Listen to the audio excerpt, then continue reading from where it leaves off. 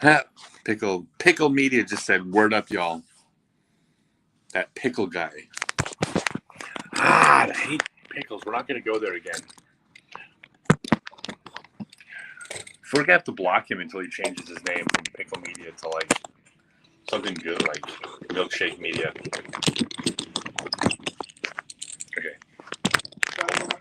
Yeah, Froyo Media. Gateway Wizards 2023. Have you heard of the Wizard of Oz? Hey, so I am going to be back in a second. Enjoy the view of Singapore. I'll be back.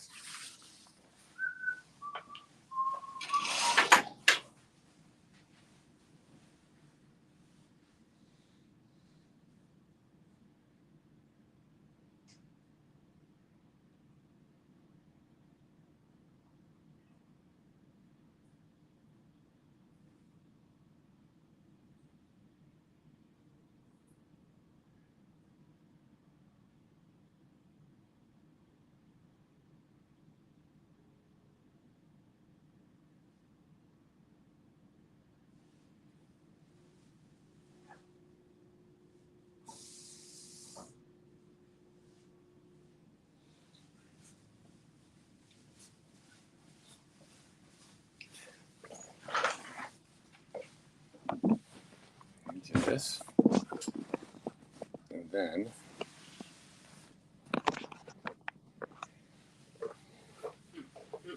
no. You gotta sit here. But that's requiring me to have good. But that requires me to have good posture. Me and good posture go together like me and good posture. Oh God! You want me to lean up against the window? I'm like terrified of heights, and I'm like, I got a pillow on the window I'm leaning up against. Oh my God, this is so. I'm like hyperventilating because I'm so scared.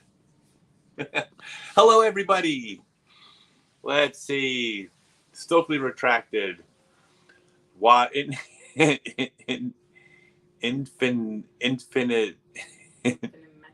infinimetrical waddles in.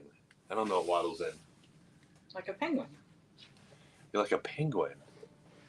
Hey, you ordered your custom red one of those. I wanted a Gateway on Tuesday.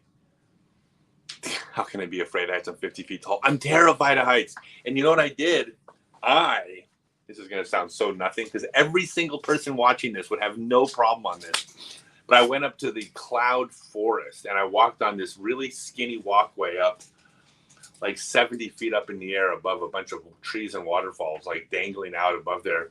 Like it's so totally secure and not dangerous. And I was like, I was so scared.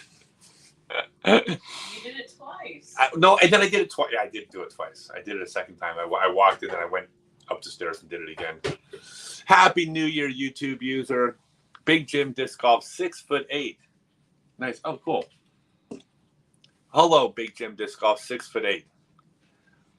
Like the way you think. Yeah, scared of heights. Shoot me. Yeah, I went through like panic attack after panic attack after. I went through three consecutive 3 days of panic attacks. First, I got on an airplane from Auckland to Singapore, which terrifies me. Like, I don't do drugs. I don't drink, except when I fly. It's the only time I'll take Xanax, prescribed by a doctor. But I only had a certain amount of Xanax left, and I was perfectly fine for like half the flight. And then it's like a 9-hour flight. When the Xanax started wearing off, I started getting more and more scared. Well, because we got some turbulence. Was there more turbulence at the end? Yeah. I thought it was just in my mind. No, it was turbulent. It was turbulent. There was a lot of buckle your seatbelts, and the flight attendants were like buckled in, and it scared the heck out of me. I had a panic attack. Well, the next day I do the cloud forest, and I'm like scared to death. I'm up on this walkway, and then yesterday I went to go get a haircut, and we're in Little India, right? Mm-hmm. In Singapore. And I told her, I said, the one thing I'm afraid of is that, because these are like old school barbers, I'm like, I don't want a straight edge razor like at my throat as they're like shaving me or something like that. and sure enough, I'm in the chair, and then an Indian gentleman pulled out the straight edge razor and held it up to my throat to do stuff. And all I kept thinking is if I tell them no, then I'm gonna like seem like I'm racist or something. Like it's like because I didn't care I don't want anybody putting a razor in my throat. But I was afraid he would think I was racist if I said something. So I sat there the whole time like this and hoping that my throat didn't get sliced open. I've seen Hostel and I've seen Saw. I know what a straight edge razor can do. You need to start working on your phrasing so that you're not like lining those things up to keep happening. So. I need to stop having panic. I've had 3 consecutive days of panic attacks. Well, unless you have one talking to teachers today, I think you're safe. No, I'll be fine. So guess what I'm doing today, y'all? You're not going to believe this. This is the coolest thing. Wait, let's say hi to the Red Giants. Hello. Stay positive, and someday they might beat Pickle. It's easy to beat Pickle. Pickles, like everyone hates pickles. So today, check this out. I am meeting with a whole bunch of teachers in the Singapore school system, and I'm teaching them how to disc golf. And the idea is that everything here is done through the government. It's a very, it's a beautiful country, and everyone's super nice, but the government is daddy, right? And if they approve, the teachers that I'm meeting with today, if they approve of disc golf, the goal is to introduce disc golf into the Singapore school system and hopefully make it part of their curriculum, and also hopefully get the Singapore school system, once the kids are playing disc golf, to get excited about a permanent disc golf course in Singapore, which there is none. A whole bunch of people in Singapore have been doing work on this for years. So I'm not like, it's not like I'm doing this by myself or something. I'm just playing a small part in it. But they've been working very hard for years and putting up temporary courses, and like they got Ultimate into the schools and stuff. And so they've worked really hard, and I'm just going to come now, hopefully be the tipping point that will get disc golf into the Singapore school system. But again, lots of work from a lot of people. Hey, Pop, any questions up there? How did I enjoy my journey through New Zealand? I'll be honest, New Zealand sucked. It's ugly. It's dirty. There's trash everywhere. The people are rude. Milford Sound, overrated. Rotorua. It was too wet. It was too wet. All those geothermal hot springs didn't smell good. The food, what? It was awful. No, New Zealand was the worst. I'll be honest. No, I'll never go back to New Zealand. New Zealand is probably the worst place on earth. And I've been to Baltimore. Wow, I just lost all my people from Baltimore. Sorry, Baltimore. Nah, they got thick skin. I love Baltimore. They have thick skin over there. I love Baltimore, but they've had some tough times. All right. So yeah, New Zealand. I give New Zealand on a scale of 1 to 10. I'll give it a 2. You know. He said, "Was their steak too tender?" Steak? You can't even get steak. They expect you to eat lamb. Yeah, everybody there, they eat lamb over there.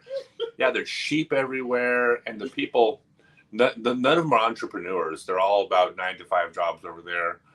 Oh, and this is how lazy they are. Okay, everybody has 15 state-sanctioned holidays and 4 weeks vacation a year. It's like mandatory. So like everybody on the island gets like 7 weeks vacation a year. Everybody. That's just, they think that it's good for your work-life balance and your emotional health to like have 7 weeks off every year. Like, don't they understand? I come from America. Don't they understand that working 51 weeks to get 1 week off, like, is the way to go? Yeah. Oh, and by the way, that 1 week off, it's because you're going to spend it at your wife's friends from high school's wedding with a bunch of people you don't like. That week off? Am I surly? Yeah. I think I just got triggered. Let's see. Riley Manderscheid. Hello, Riley. Love you, Riley. Okay, so yeah. Yeah, I said New Zealand. Give it a 2. Is this your coffee?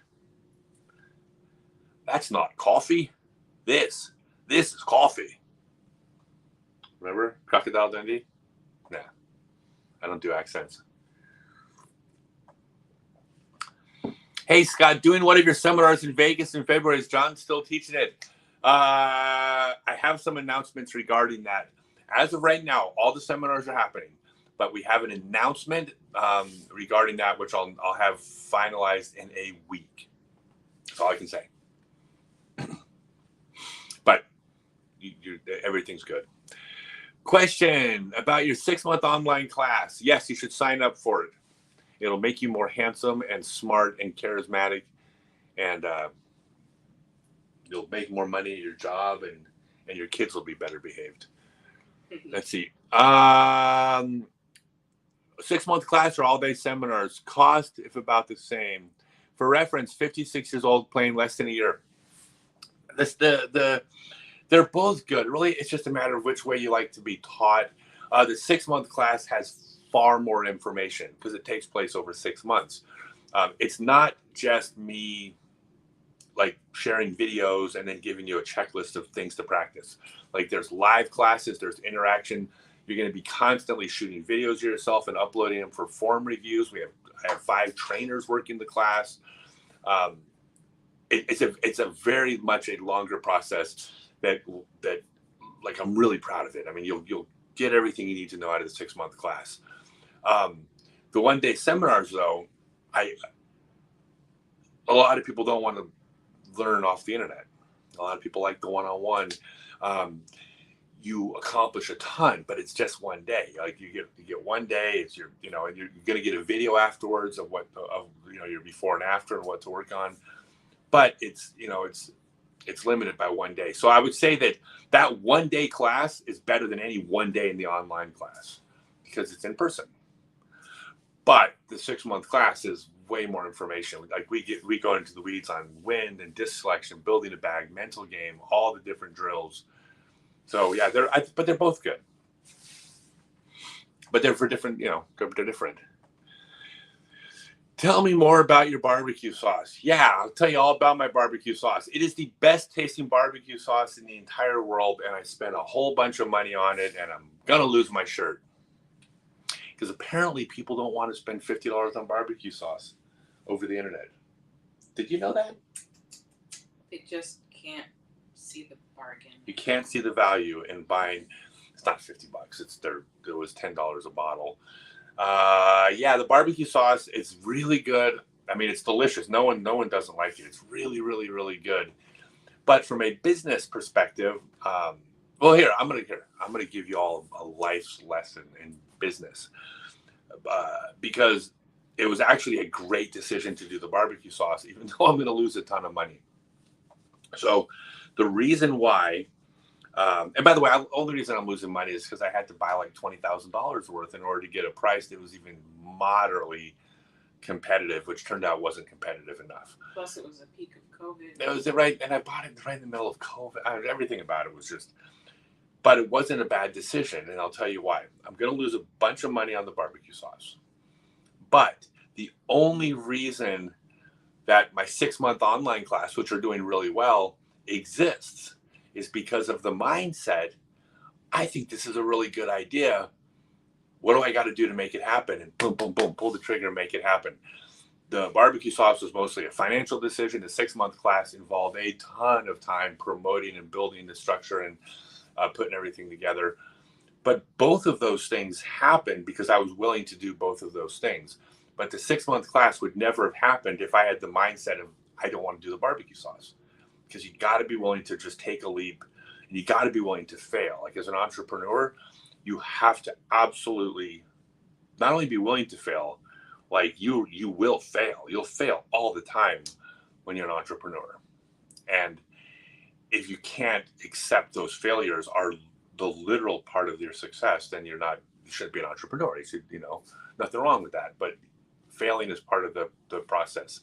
So yeah, the barbecue sauce didn't do well, but I'm sure glad I did it because there's other things that did well because of that mindset.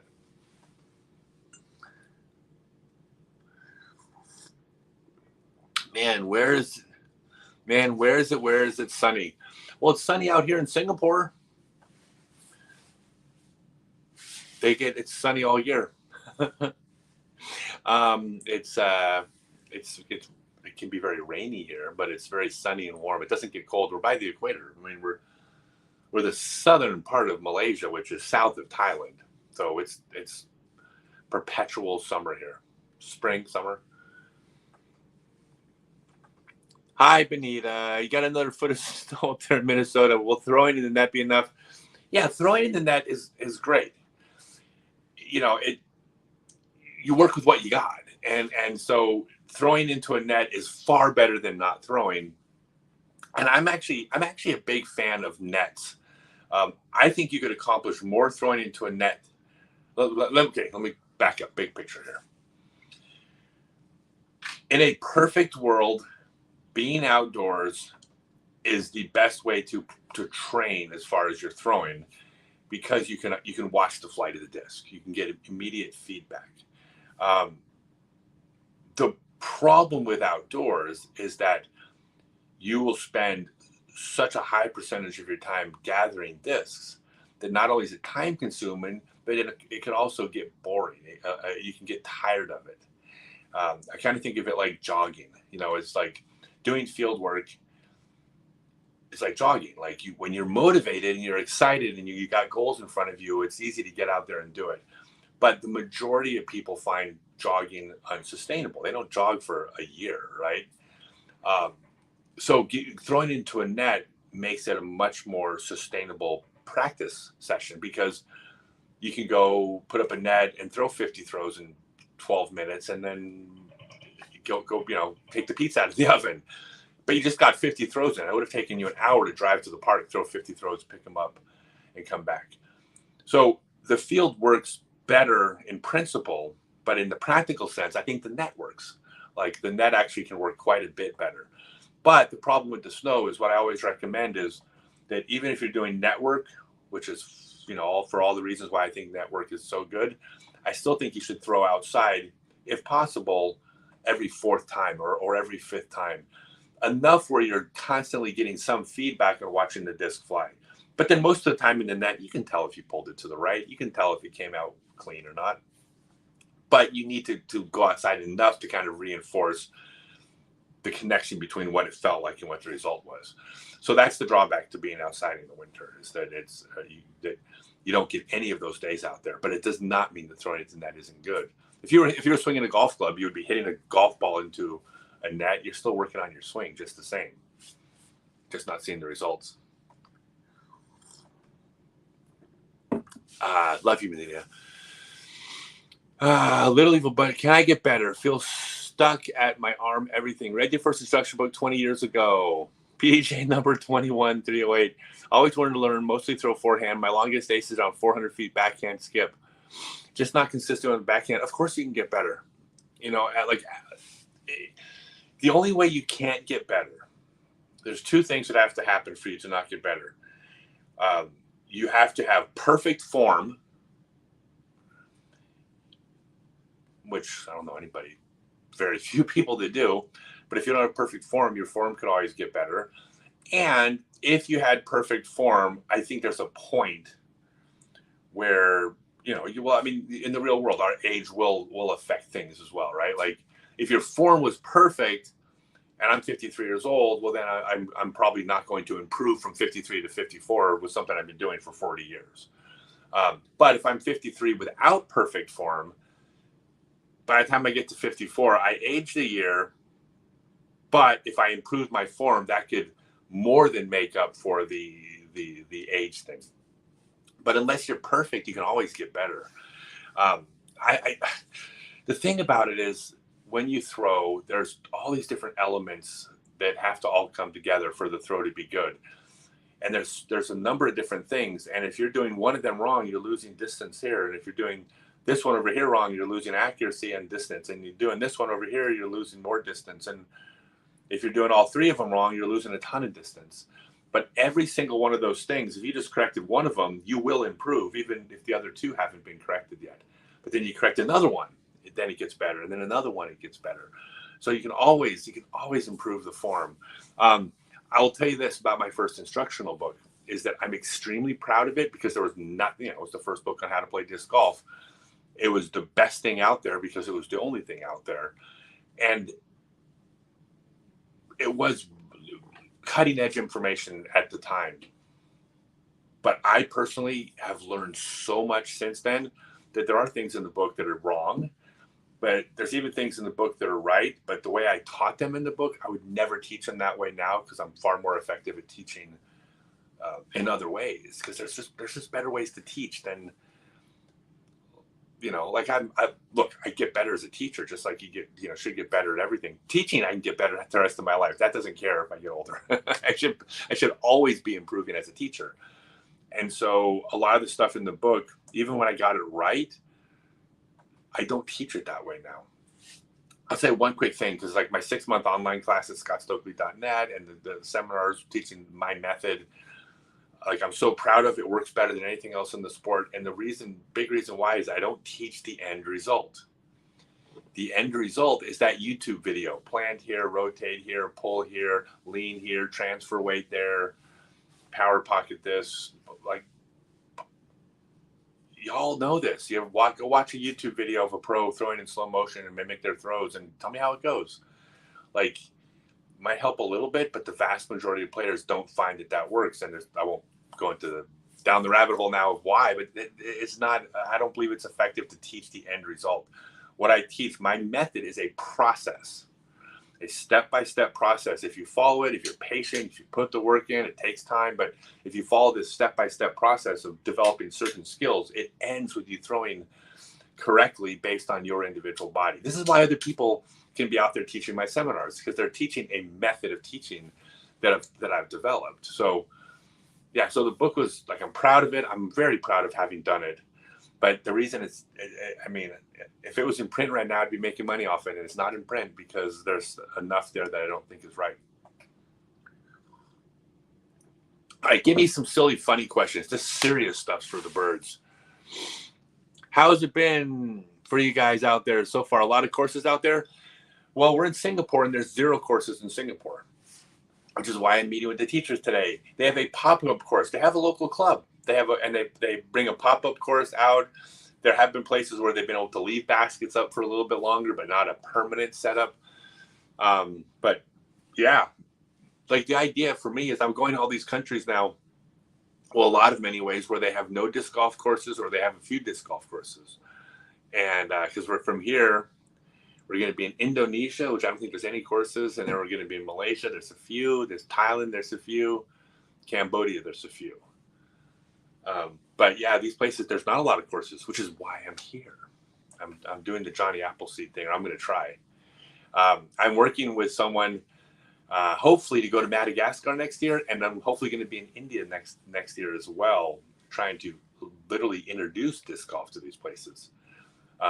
Again, I'm working with other people that are doing a lot of work, a lot more work than me. I'm just playing a part, but it's exciting. New Zealand has a bunch of courses, by the way, but they're all ugly. But they're brown. Everything's dead. There's trash everywhere. I'm telling y'all, stay away from New Zealand. That place is Yep. All right. You coming to any Arkansas courses soon? No. I'm not even going to be back in the U.S. for the next 2.5 years, unless I go back for Worlds. And then when I come back, okay, so I've been telling people this, but this is kind of my plan. I plan on coming back in 2025. I think I'll be 55. I think I'll be peaking then. That thing I said earlier about when you get older, that starts when you're 80. You're doing your best to push it back. Yeah, I am delaying the aging process as much as possible. In fact, honestly, Adrian, I was thinking about, I probably want to get a younger girlfriend. Yeah. Are you fine with it? Cool with that? I'll take one of those too. You want a younger girlfriend too? Mm-hmm. Okay. It'll keep us young. Mm-hmm. Okay, we're hiring. Can I announce that we're hiring? We're now hiring for a younger girlfriend to keep me young. That implies that we're going to pay him. Oh no, that implies we're going to pay him, which I think I just broke the law by saying it. Okay, it's an unpaid internship. How about that? Yeah. With travel benefits. No, but I plan on coming back in 2025, and in 2025, I'm going to dominate the Disc Golf Pro Tour. But until then, I'm going to be on the European Pro Tour and I'll be on the Euro Tour and the European Pro Tour. There's 2 different tours. I'll be in Europe for the next 2 years competing against all the amazing European players in all these really cool places. So I want to be back in the U.S. for a while until I come back and dominate. How embarrassing is it going to be for all the kids on tour and when I'm 55 years old and I beat them all? They're going to have a hard time with that one. What do you think? There you go. I hope they put it on ESPN. You think I should win the Dynamic Discs Open? Or what should I win? I should probably win a couple Pro Tour events in 2025. Yeah. I'd probably win DDO. Great Lakes Open. Yeah, I'll probably win Great Lakes Open in 2025. What else? I can't win them all. That would just be disrespectful. People would quit. Anyways, I'm going to win a few Pro Tour events in 2025. That's my plan. Throwing into a net. What if your form is poor? You have your experience. If your form is poor, then you're wasting your time throwing into a net. This is my favorite expression. Practice doesn't make perfect. Practice makes permanent. Practice makes perfect if you have perfect form. I mean, it's never perfect, but like if you're practicing bad form, you're just reinforcing bad habits. Like that's what my 6-month online class is for. I mean, it's just it gets you throwing correctly. When you throw correctly, like here's here, I'm going to try like I can see the screen. Here's basically what happens. You start off disc golf. Let me get out. How can I get there? You start off disc golf. Here's your level. All right. If you have bad form, let's say your form, like this is your ceiling.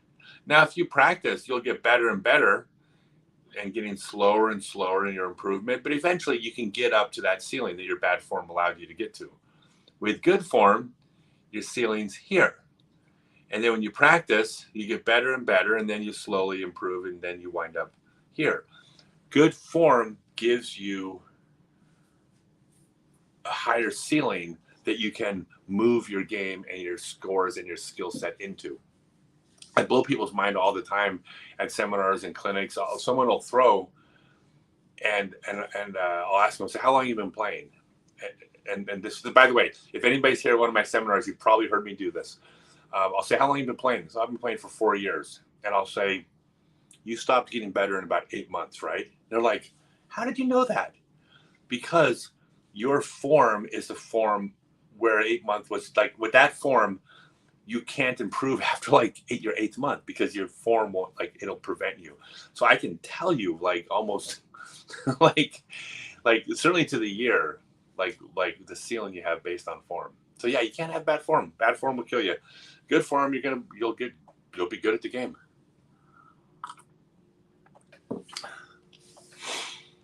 Come on my radio show and we'll talk about it. People in Virginia love barbecue.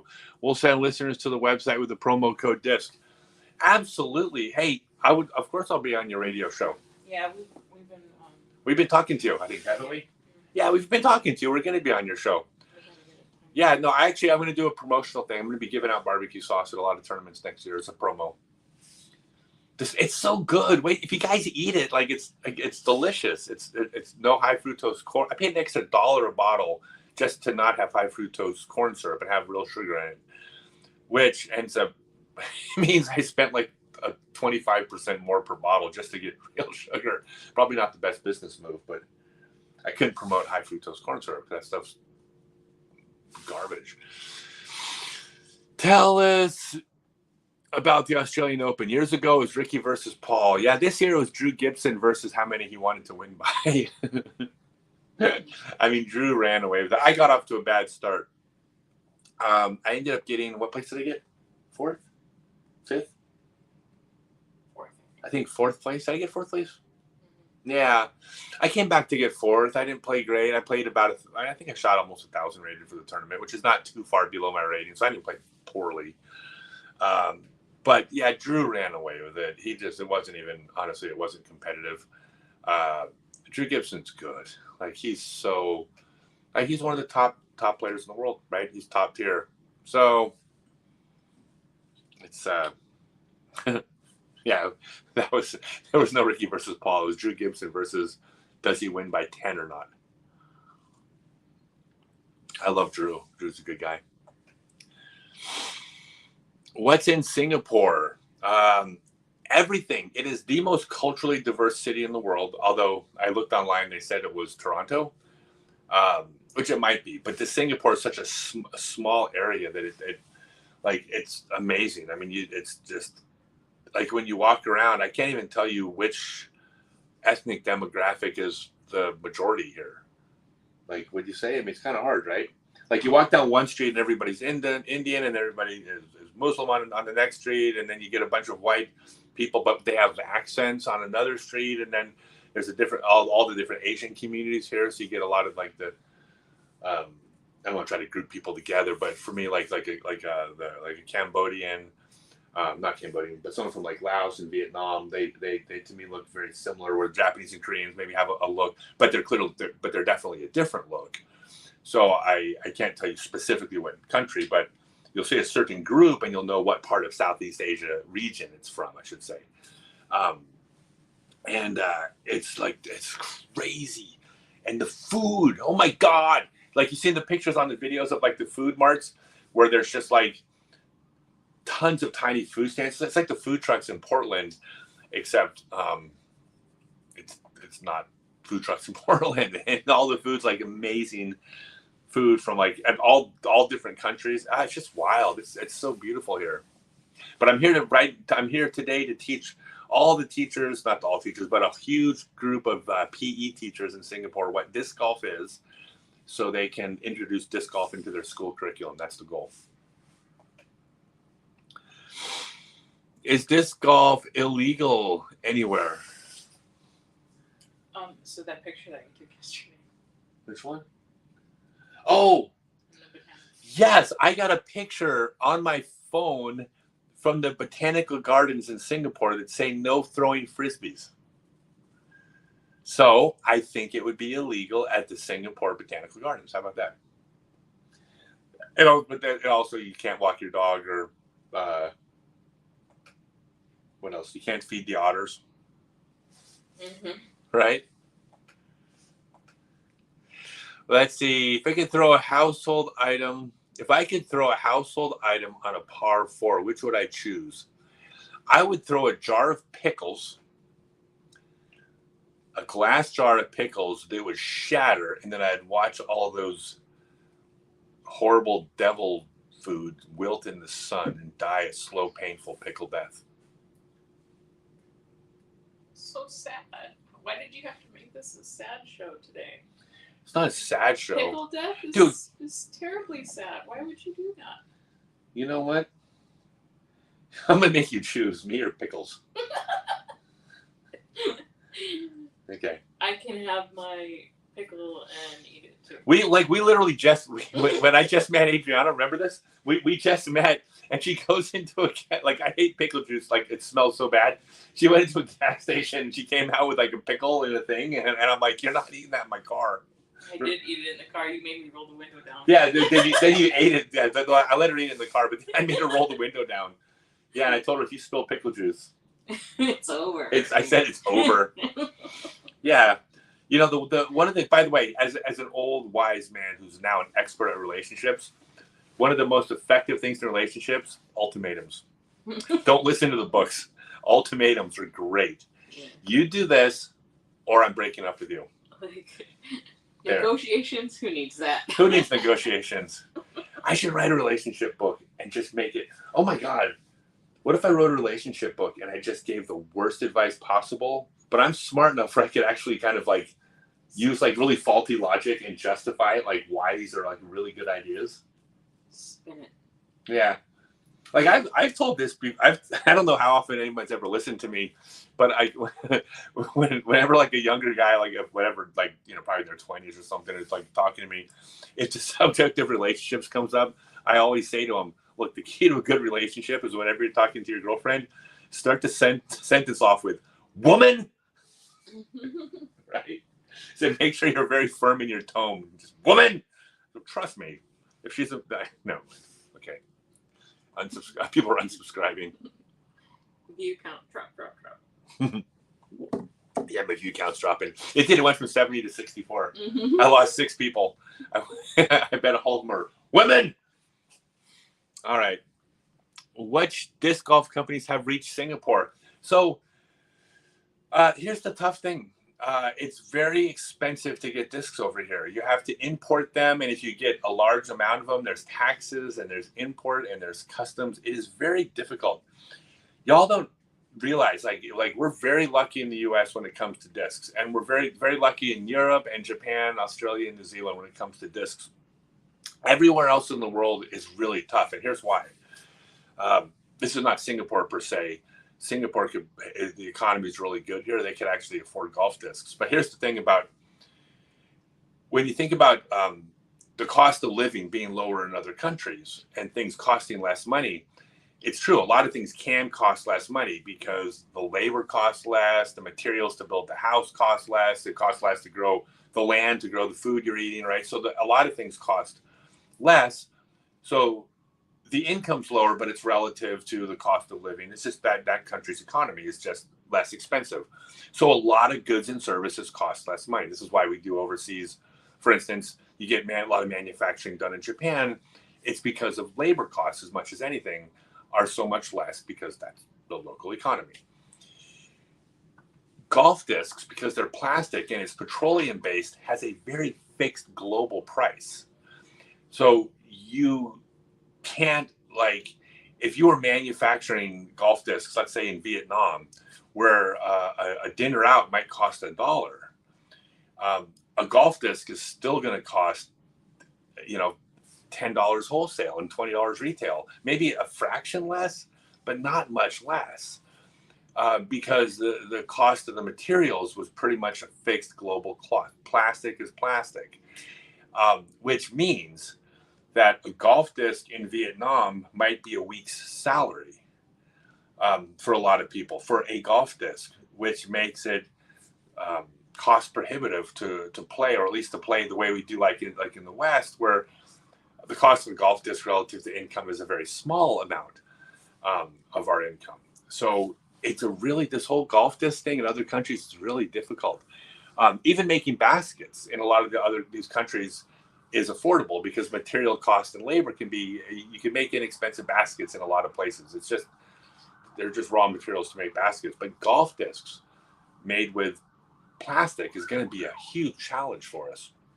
So I'm exploring the idea right now about, I think a lot of the countries we're going to have to figure out how to, like how Vibram makes like rubber discs. Like there has to be other types of materials to make golf discs in these countries. Even if they're not as good as the plastic, it's what will be necessary to have.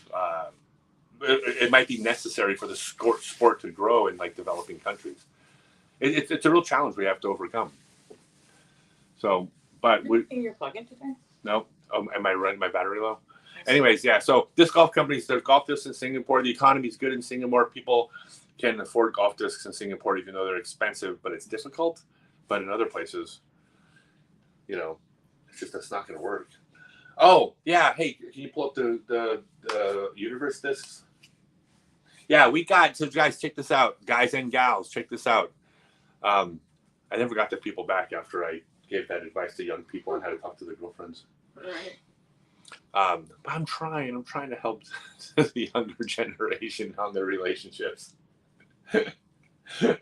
I should start it. By the way, we came up with this great idea. We were going to do a YouTube channel called Bad Advice from Puppets. Remember that? Mm-hmm. We talked for days about how we were going to launch this channel. It was going to be an advice column, and we were going to get puppets that looked like us. They would talk, and they would just give really bad advice. And why did we not do it? I just didn't have time. Yeah. But the reason we wanted to do puppets was because we thought we could say just completely awful, horrible things. Well, we can't say them. I can't say them. It's terrible for my brand if I say something horrible. Even if I'm joking, 5% of people won't realize that it's sarcasm or satire. So you got to be so careful now with your humor. But I was like, puppets can get away with anything. No one's ever gotten mad at a puppet for saying something horrible. Anyways, you got the pictures of the golf discs? All right, pop another question up there. Oh, there we go. So check this out. These are the Stokely Universe minis and discs. They are at scottstokely.net from Creative Rob. This is these are the minis on the screen right now, but you can zoom in. Look at that. Those are full color Discraft ESP buzzes, and they're $30, and they're not even. Though, oh, by the way, just so you know, that picture at the bottom, those are not pickles. Stop! Don't zoom in on them. What are you doing? You put me in charge of the screen. I'm gonna replace you with an intern. I already told you. Ultimatums, and threats. Did this get put up? I have not messaged him yet, so no. I need to let him know. Anyways, but those are from Creative Rob. They're full color discs. Every month there's a new design out, so they're collector series. They're so good. Like, and they're on Discraft ESP buzzes, which is like the gold standard for mid-range discs. So anyways, yeah, go check out it's scottstokely.net. That's where you read about the all-day classes as well. All right. I know. I've been, look, let's see. How far do you think people will be throwing in 5 years? I will tell you exactly how far. There's not going to be some big leap in throwing distance-wise. Like, we couldn't evolve, but like I think we basically figured it out, and we have a sample size that's big enough where there's not going to be an outlier. Like when I was playing back in the 90s, I threw like 100 feet farther than any other player on tour. Like, and sidearms like 100 and something feet farther than any other player on tour. Now, there were distance throwers that threw in the same group as me. Their focus was distance. They weren't out on tour. They were actually distance throwers. Christian Sandstrom, Chris Folk, Nicholas Bergaham, Peter Albers. I mean, Ken Jarvis. He's actually a very good golfer. But anyways, as far as the touring players, I was a major outlier. Everybody's caught up to where I was, distance-wise, or at least they're in that ballpark. You know, Simon and David Wiggins, for example. But I don't see like it getting much further than this. Like, it might improve a little bit, but I don't think it's like, I think we've almost plateaued. Like, it's as far as the same thing with the game. I mean, the game will evolve past Ricky and Paul skill-wise, but it's not a lot. Whereas in the 90s, the level of play in the 90s, even at the highest level, was nowhere near where it is now, right? But it's getting close. We're getting very close skill-wise, I think. I mean, there's so many. I mean, how much better can you throw, technique-wise? I mean, everybody throws correctly.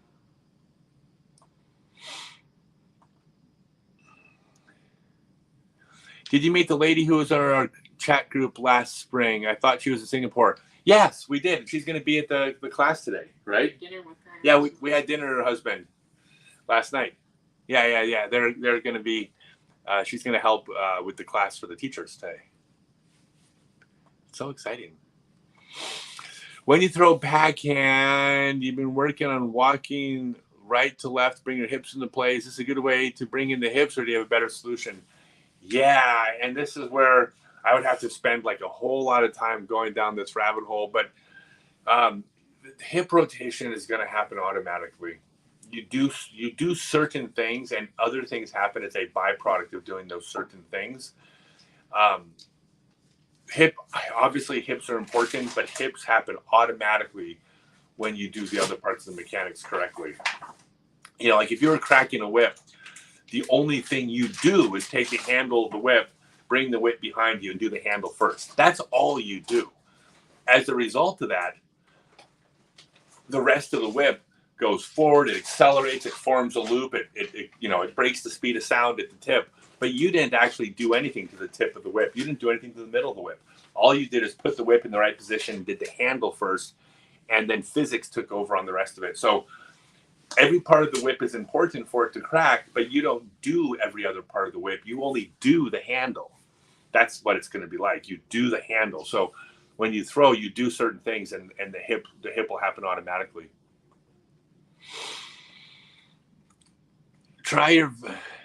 Thank you for the videos. 2025, can you be a full-time caddy? Okay, so the answer is no, because I have a full-time caddy, and there's certain caddy duties that are required that I don't think. I'm not sure you want to sign up for those. I have a unique skill set. Yes. But I appreciate the offer. Thank you. No, I have my caddy, who may be replaced by a younger intern. Or a robot. Or a robot, an artificial intelligence caddy that does. Oh my God, we need the artificial intelligence that's now. Artificial intelligence finally got to a place where it beats the best poker players. Like AI would lose to poker players up until fairly recently.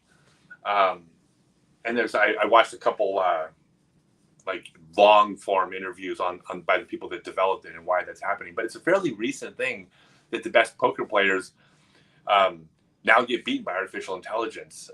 And the short of it is that there used to be a set of things programmed into play. Artificial intelligence would do the math, the calculations, all the scenarios, all everything, but it wouldn't adapt itself based on certain things that happened throughout the hand. And that's the part that it was lacking in, and where it just completely turns some of the things upside down. But it evaluates and makes decisions. I need an artificial intelligence caddy that will start with where I'm starting, but then adapt as I go based on new information. Mm-hmm. Or a really cute unpaid intern. What do you think?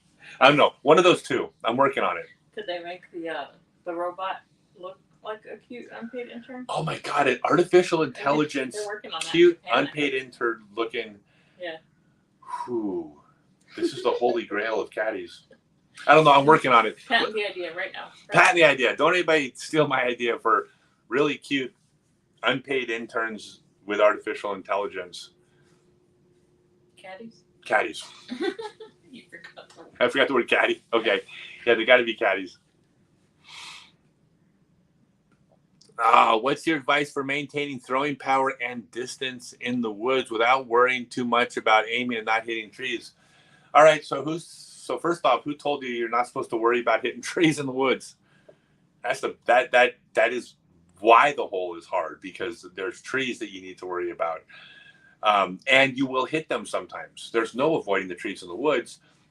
What you can do is hit them at a lower percentage of time than the competition. Or when you do hit them, you hit them further down the fairway than the competition, which leads to, on average, easier approach shots, which leads to, on average, more success on the hole. So it's not a matter of not worrying about the trees. That's part of the game. Like, you got to factor that in. There's a variance. Like, you could basically, when you're aiming, you should put it on like a bell curve, right? Where the majority of the throws are basically here. And then as you start to get on the outside, you get less and less frequent, worse and worse throws. Well, somewhere out here is where the trees are. They're not here, but they're out here, depending on the fairway. So it's just about the frequency that you're going to be hitting them. You don't change anything. Like, you might change because you're trying to throw softer. If you feel like you're throwing more accurately, you might change the spin of the disc because you want to it to deflect less far to one side or the other. But generally speaking, your mechanics are your mechanics. You're not changing anything really, because you're trying to throw accurate outside. I'm not saying you don't change anything. You're probably going to slow things down and focus on your control. Some players, or a lot of players, don't throw their most accurate with 100% power, so taking something off of it. But hitting your lines is something you have to do out on a wide open hole too. You're still trying to hit your line. You just can't see a defined miss of your line because there's nothing to hit. But if you throw a 300-foot shot, a hyzer, and you land 40 feet to the side of the basket, that's the same as hitting trees in the woods. You still missed your line, right? So, but mechanically though, there's not a whole lot of changes. One of your whole sessions on the Complete Disc Golf is about that kind of thing, right? Yeah. Choosing how the. Yeah, choosing the shot selection. I mean, that's part of my 6-month class. I actually talked about disc selection in the woods and what you're trying to accomplish with it. Well, it starts with building a bag, because you have discs that do different things, and then you have, in addition to that, you are why you're choosing the discs you do. What celebrity would I like to play around with? Oh, that's a good question. What celebrity? God, most celebrities are not, they're awful. I mean, it'd be fun to play with Deadpool. You mean Deadpool or do you mean Ryan? Oh, I don't, Ryan Reynolds? Yeah. Who's Ryan Reynolds? I want to play with Deadpool. Oh. Deadpool's not a celebrity. What? He's a superhero. He's a celebrity. He's a celebrity superhero. Let's see, He's an celebrity. anti-hero. Good question. Ricky Gervais. No, I probably. How about Joe Rogan? Then I could whittle my way. You have to settle for Wiggle my way onto his podcast somehow. Joe because you can't get a hold of Bert. Bert won't get back to me for me to be on his or to interview him for my show. I want to get Bert. But yeah, I'm a Joe Rogan fan, so I would probably say it would probably have to be. See, I'm just thinking business. It would be Joe Rogan because that would be in my best interest. I get on Joe Rogan because then he'll have me on his podcast after I dazzle him with my wit.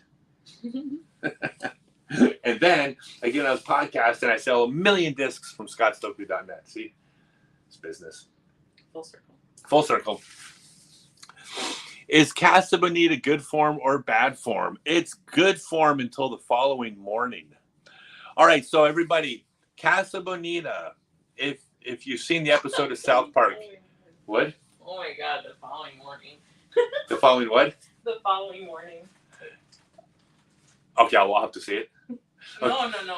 I was just laughing because you said it's until the following morning. Until the following morning. Oh yeah, Casa Bonita is awful. I used to, talk about bad relationship. Casa Bonita's food is so bad that they require you. Okay, let me back up first. Sorry. If you've seen the episode of South Park called Casa Bonita, that's a real place. Everything in that episode is real. It's the Disneyland of Mexican restaurants. I went there for my birthday nearly every year for 20 years when I was in Colorado. I was the only person there without, we would go, we were adults. Everyone else brings their kids. But the food is so awful that you're required to buy dinner to come in. Because parents would bring their kids to Casa Bonita and then just get a drink. And so you must buy a meal to enter the restaurant. That's really bad if they have to force you to order food at the restaurant. But so what I used to do, the food was so bad that I would actually, starting the day before, I would follow my girlfriend or whoever my partner was. I guess it could have been wife, but whatever. I would follow them around and I wouldn't let them eat for 24 hours before Casa Bonita. I'd follow them around. I'd take the food away from them. That way they'd be starving when they got to Casa Bonita and they'd have to eat the food. And it's hilarious because everybody gets sick when you eat Casa Bonita. I told you I was bad in relationship advice. I think I pretty much made my case now. I don't let my girlfriend eat for 24 hours to force her to eat something horrible that makes her sick. Depends on the girlfriend. Depends on the girlfriend. Anyways, that's how bad Casa Bonita food is. But it's the greatest restaurant in the entire world. Hey, y'all, I'm going to tell y'all a Casa Bonita story. Okay? This is how bad Casa Bonita. This is my favorite Casa Bonita story. So Casa Bonita is in the hood. Okay? There's a scene in South Park where they show the front of Casa Bonita, the pink castle, and then when they cut back to the boys, in the background behind them, you see a XXX movie theater, a gun store, a pawn shop, liquor store, something like that. Okay, that's accurate, right? It's on West Colfax Avenue. It's awful. And everything in Casa Bonita is absolutely as low budget as you can get. Half of the animatronics don't work. There's pinball machines where one of the flippers won't work.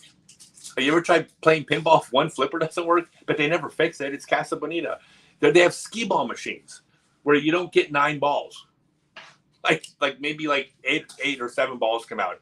And you don't complain. It's just Casa Bonita, right? It's just, everything's just awful. So they have a puppet theater there. And this is so stupid. The story will never do it justice, but I don't care. I'll share it anyways. So there's a puppet theater. And for years, there's never a puppet show. And I'm just like, I want to see a puppet show at Casa Bonita. And finally, like just a couple years ago, they announced puppet show starting at, in 10 minutes. And I'm like, I lost my shit. I'm like, oh my God, we got to go to the puppet show. So I grab everybody. We go sit in this little tiny bleacher area with a bunch of like toddlers, but whatever. The curtain goes up and the puppet show is 2 sock puppets. And they're talking to each other, but they're sock puppets that, like, imagine if you made a sock puppet when you were like 7 years old and then it sat in a drawer for like 5 years. Like one of the eyes is like dangling off and like the sewing is torn. I mean, it's just the worst, but it's sock puppets. And there's 2 like high school kids, behind the thing. So you'll just see the sock puppets, but they're below the stage level, right? And the 2 sock puppets are talking. And the one puppet says, guess what today is? The other one says, what day's today?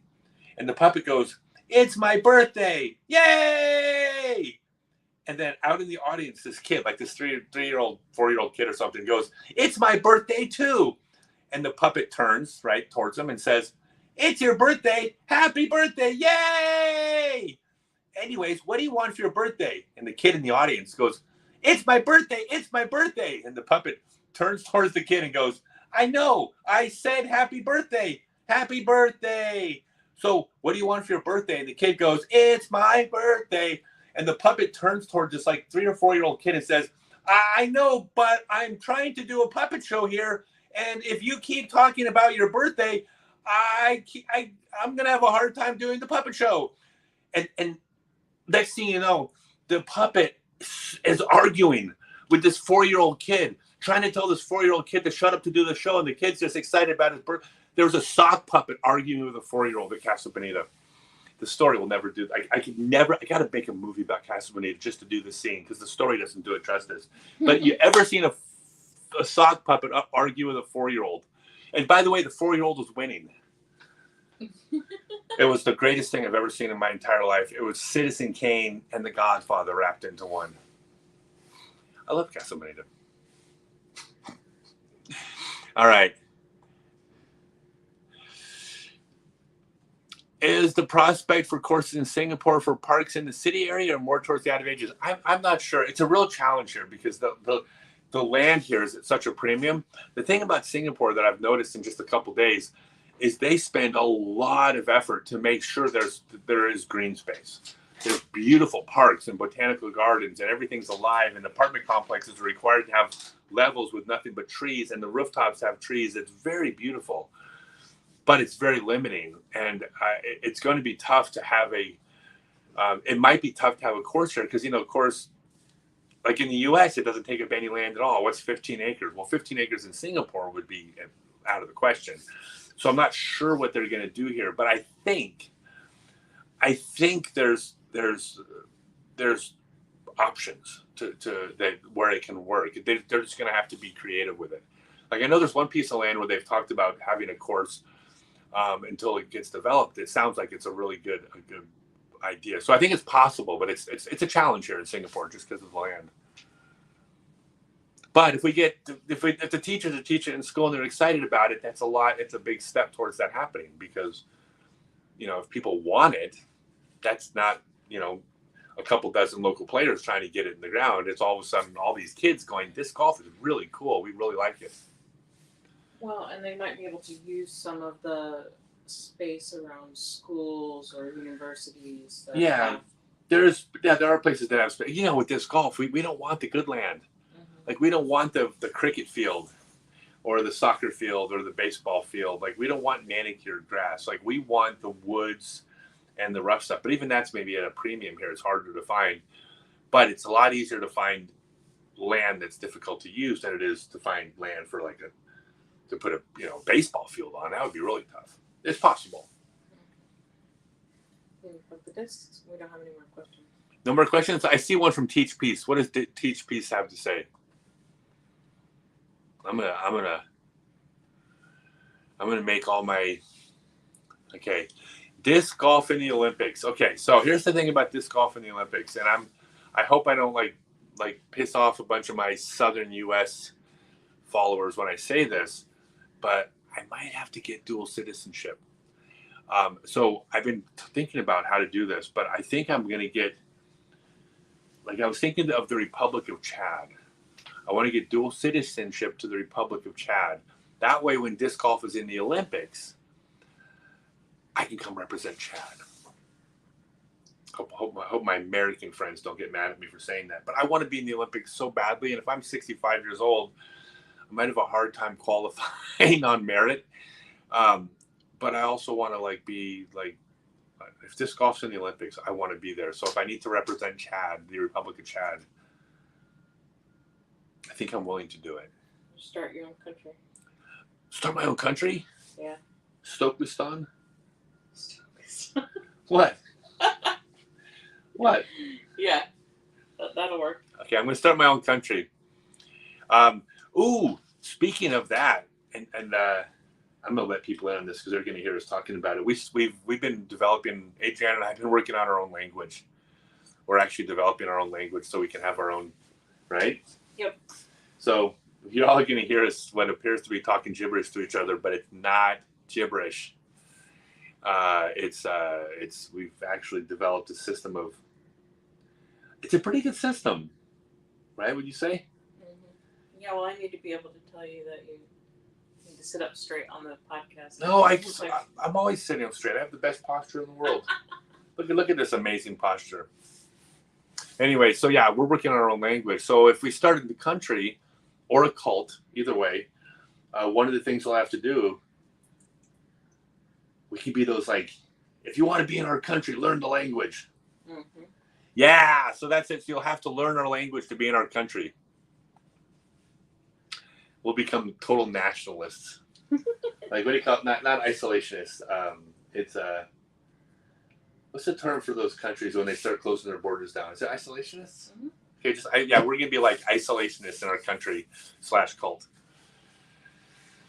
There are so many high rises with land is at a premium. What floor are we on? We are on the 16th floor.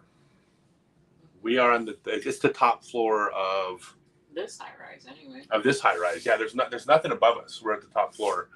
The thing is that we got, like, I've told everyone this before, like, we're not like highfalutin or anything, but we're doing well enough where we can stay at like Hilton's and Marriott's, which are good hotels, right? But because we stay at so many of them, they've upgraded us to like the top tier of their elite diamond member or whatever status. So we get automatic upgrades. So we get automatically upgraded to like the top floor of every hotel we're in, up to the top floor suites, but we're not paying for like a suite on the top floor of a 30-story Hilton Garden or, what is some of like the Crown Royale, whatever it is, mm-hmm. Crown Point. Crown Plaza, like, we're not paying for the top floor. We can't afford that. We're just paying for like the bottom floor, but it's an automatic upgrade. So then we get to like go hang out with all the hoity-toity people, right? Yeah, it's really kind of fun. Here's the funniest part of all. Check this out. I'm going to tell you something I've learned about expensive hotel rooms because, like I said, we're staying in rooms that we would never have normally paid for. They're not better. They're actually worse. So what they do at these expensive rooms is they do whatever they have to do to not look like a poor person's room. So they change stuff that, like, they fix stuff that isn't broken. Like the lighting system in every fancy hotel room we stay at now, every lighting system, it takes like half an hour to figure out what button turns on what, because there's a whole panel, like multiple places around the room, and they're all just little symbols on them, and you have to press it. And there's no button is next to the light it turns on. Every single, right? Yeah. Every button in the room turns on a light at the other side of the room. But there's buttons on the other side of the room. But when you press that button, it turns on the bathroom light. When you go to the bathroom, it turns on the light by the front door. It's so stupid. And then, like, they the dumbest thing, because they're trying to be fancy, is that we've stayed at places with bathroom mirrors where they just have it's like a 3-inch wide mirror going down, and then a 2-inch gap, and then a 3-inch wide mirror and a 2-inch gap. And if you're shaving, you can't see your whole face at once. I mean, if you were doing your makeup, like, you couldn't see your whole face at once. You'd have to like move from slat to slat. I mean, it's so non-functional, but it looks fancy, right? But the dumbest one we ever saw was we stayed at I don't even want to say where, but we stayed at a hotel on Christmas. and it was like it was so expensive. It was way out of our price range, but it was Christmas. We needed good Wi-Fi for the Christmas show, and it's it's only a 4th-story thing, but we're on the 4th floor, and there's a gigantic window in the shower, which is supposed to be fancy because if you stay at the expensive hotel, you get to like look out the window, right? Except that there was like a building right across from us with other people, like literally directly across from us. So if you do have the shower open while you're taking a shower, people watch you shower. So that's what we did. We when we took a shower, we're like, well, there's a window here. It's not our fault. We just left it open, and we're just standing naked in front of the window for the people across were watching us. Mm-hmm. Like, what are you gonna do? Like, they're the ones that put a window in the shower. They can't blame me for showing the goods. Yeah. I'm not 100% certain that was like not tinted, but it didn't seem like it. It didn't seem like it was tinted.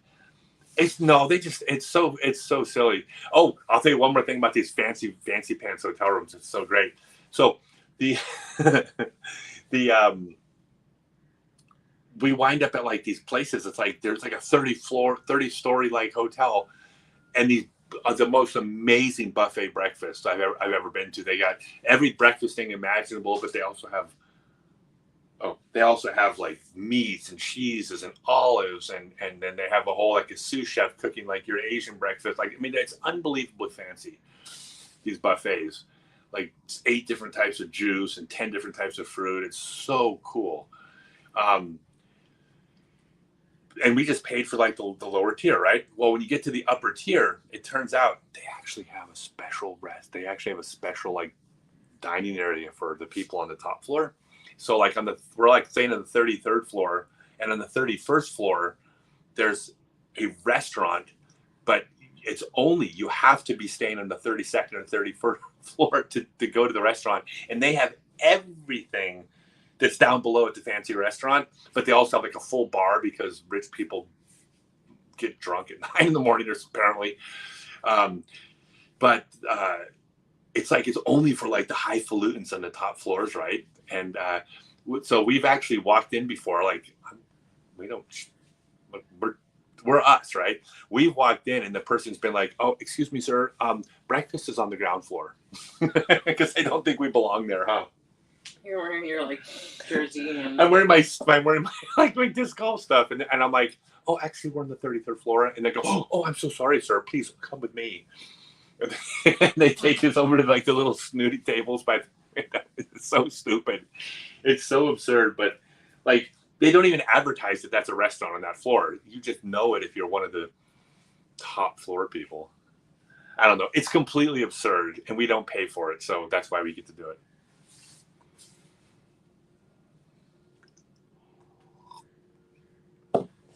Okay, that was way more information you wanted to know about these silly hotels, but whatever. Oh wait, once someone says bidet or toilet paper, they have both. At these hotels, there's both. Mm-hmm. Yeah, they all have. Here, I'll show you. No, I'm not gonna. Hold on. Look, this is what they got. Here, let me hold on a second. So, you actually hold on. I can't see. So, you actually have a power nozzle next to the toilet.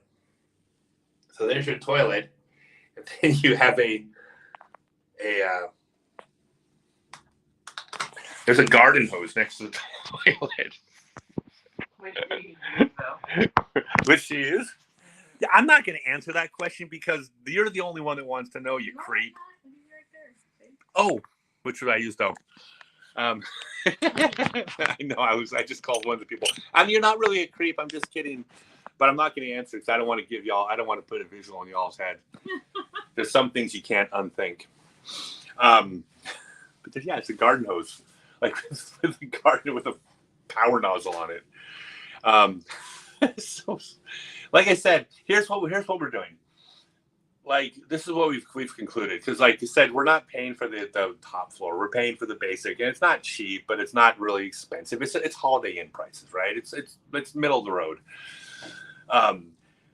We've talked about this a lot. As long as we continue to find it totally absurd and appreciate that, like, wow, this is really neat. I spent so many years playing disc golf where I've been so poor that, like, I really appreciate the fact that my disc golf career actually is allowing me to do things like stay at these hotels that I never would have been able to stay at before. So as long as I appreciate it, I'll keep doing it. And as long as I keep appreciating how absurd the upgrades are and how stupid they are, then we'll keep doing it. But we've talked about it is, if we ever start to take this for granted, like, oh, we just expect to have like a fancy buffet breakfast in the morning. If we start to ever feel that way, we'll stop doing it, because then it's no longer fun and there's no reason to pay the money, right? Yeah. But as of right now, you're still having fun? Yeah, it's fun. It's still fun. It's still fun. We enjoy it. How do we compensate for bad lower back? You can't play on day 3. Okay, so I'm not a doctor, so I don't want to give bad advice. I do believe that having good form puts the least amount of strain on your body. It's not no strain. It's like if you're a baseball pitcher and you're throwing a ball as hard as you can, you're putting strain on your body. So don't expect there to be no strain on your body. Disc golf is great exercise. It's great fitness. It's all these things that are great for your body, but the actual physical act of throwing is putting a strain on your joint and your limbs and your tendons and your ligaments and your bones. So go into it realizing you're doing something that is putting your body through a lot. Good form, though, the better your form, the more you'll reduce the strain you put on your body, because things are working smoother and more in sync together, and they take less effort. Having a stronger body is a big one. Like having muscle, and I don't know you, but if you're overweight, for instance, you are going to be putting more strain on your lower back all the time, but also when you're playing. So being healthier, and the only reason I bring this up is because you asked, right? But being healthier is 100% going to be lower impact on your body. It just will. Those are probably the biggest things, And then I still take ibuprofen and aspirin and a lot of it. Still got to keep the inflammation down.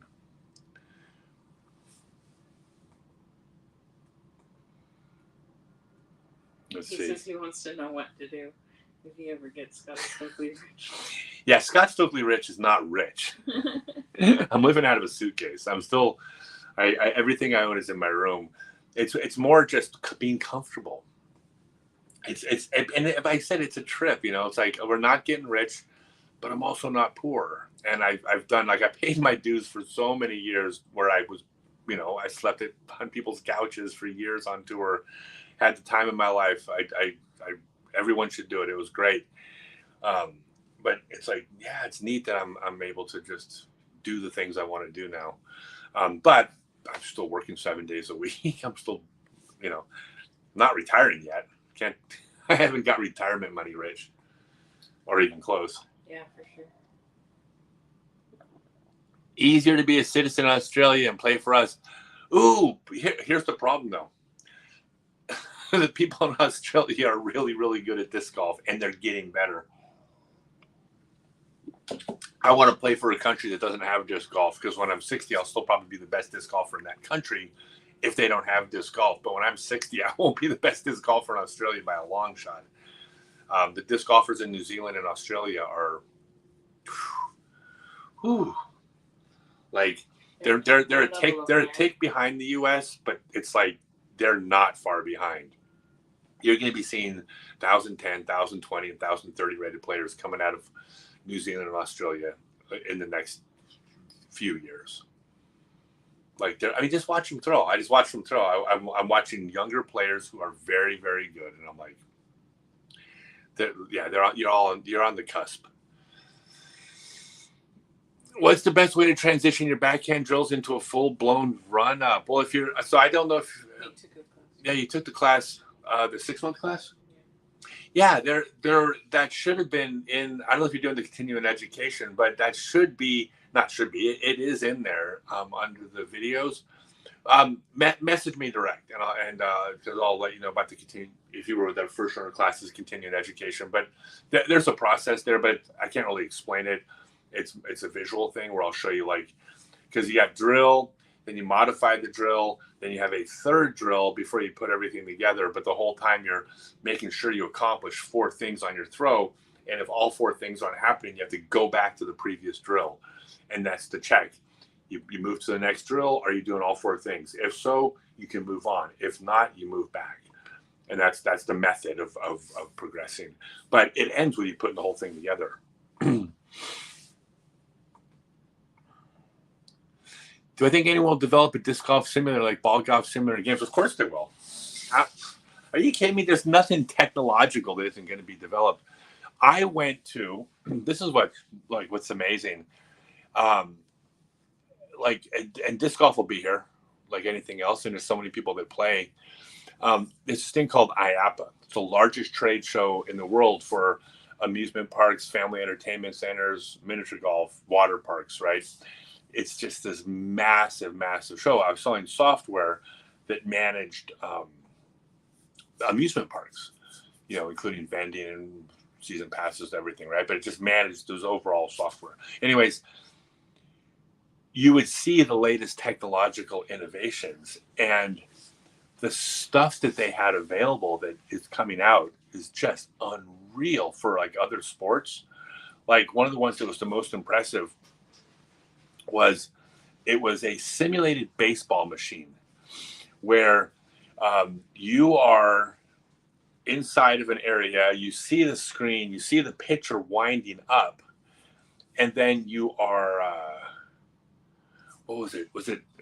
There was one that actually pitched the baseball and one that did, but the one that it actually pitched the baseball, but they had cameras on it that showed you, and when you hit the ball, it went out into the field where you saw a screen with all the baseball players, but then they would run to the ball and then throw the ball, and your character would run the bases. I mean, it was unbelievable, like how realistic this was. There was another one where you didn't see the ball, where you saw the ball, but it wasn't an actual physical ball. But both of these, this is what's cool about it. Both of these, the way that this was set up, is that your local bar, you'll have a team at your bar where like you'll have 9 people with a batting rotation, whatever. But you're playing live real-time games against other teams at other bars at different bars in other places in the world. So you're in a league competing against other countries with this realistic baseball. It was so mind blowing. And like, I saw that and I'm like, yeah, like why wouldn't disc golf be that way? Like there's like the technology is no more complex for looking at a screen that is a hole on a famous disc golf, hole one at Maple Hill. You throw into the screen, the radar gun checks the speed, your angle, and then it shows a simulation of a disc flying. I don't see why that won't happen. It's just a matter of when. Echo VR is already a disc-based VR game you can play for free. Not really traditional disc golf, but like basketball with a disc. Echo. Yeah, I've played that. And we played the. Yeah, there's a few different ones that we played. What? Oh. Yeah, we played a few different ones on the Oculus. Yeah, Off the Chains is another one. Yeah. They're good. I mean, it's just they're in their infancy, so it's going to get better. But yeah, their games were fun. They were super fun. Will they come to the U.S. or will they stay there for pro tourneys? Is there a name we should look for? Yeah, for sure. Yeah.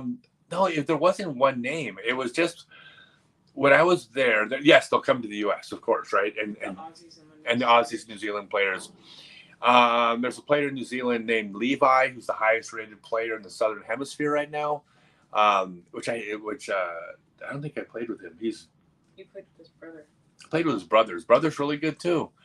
But no, it wasn't one person. It's not like I had my eyes on that one person. I see a whole bunch of young players, like this kid Atticus, who I did the world's longest hole with. He's 14 years old, and he's like really super talented. There's a lot of just talented young players, and they're only going to get better. I mean, they're coming. There's going to be an Australian wave and a New Zealand wave. I don't think they like being grouped together.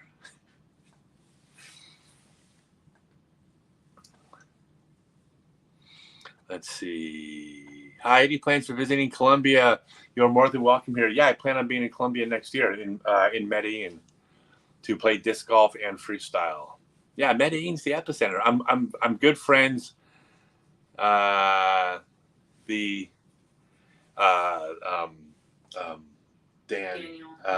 O'Neill and Riley O'Neill have told me so much about Medellin in Colombia, and they just went to. He also went. Where else was he? Africa. No, he was in Africa, but before Colombia, he was somewhere else too. Bolivia, I think. Yeah, but yeah, so I'm gonna be in South America next year. Absolutely. Central, for sure. Yeah, definitely. Hey, thank you, Flat Balls. I appreciate that. Do I have any other hobbies than disc golf? Yes. So, believe it or not, like when I'm traveling, like when I was in New Zealand, I disc golfed probably 4 or 5 times in 4 weeks. Like I was almost exclusively just traveling and doing stuff. My hobby is to do something new, like every single day.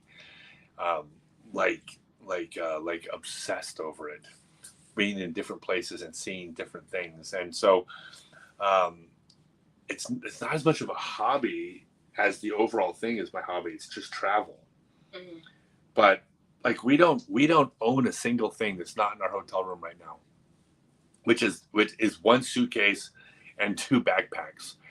And we're whittling that down because that's too much stuff. We just want 2 backpacks. And we don't have a storage unit. We don't have a home base. We don't have a picture of photographs from our family.